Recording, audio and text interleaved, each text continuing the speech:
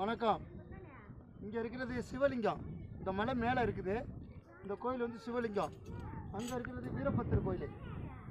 இந்த வீரபத்திர கோயிலுக்கும் சிவலிங்கத்துக்கும் நடுவில் அங்கே ஒரு 2 கல் இருக்குது, 2 தூண் இருக்குது. பார்த்தீங்களா?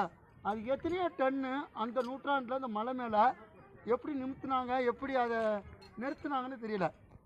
இந்த இந்த தூணை பொறுத்த வரைக்கும் எத்தனையோ டன்னு நிறுத்தினாலும் மலையிலேருந்து கீழே விழுந்துருவோம்.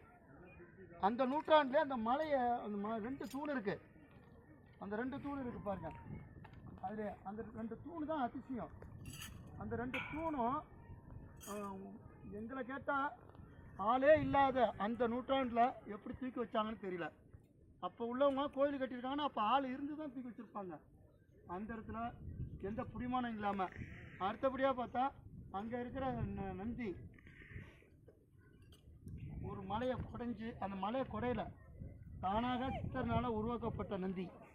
அந்த நந்தி தான் இங்கே வந்து நந்தியும் சிவலிங்கமும் நேராக இருக்கும்.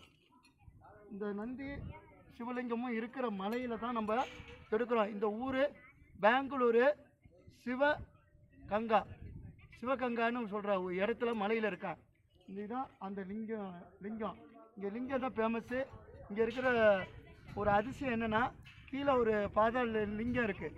அதில் வந்து வெண்ணெயை வச்சு அதை பூஜை பண்ணால் நெய்யாக மாறிடும்.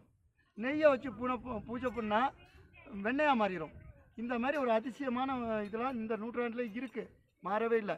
அதனால் இந்த கோயிலுக்கு வரவங்க இந்த மலையை பெங்களூரில் இருக்குது கங்கை சிவகங்கைன்னு சொல்கிற மலையில் இருக்குது. அங்கே மேலே போகிறேன்.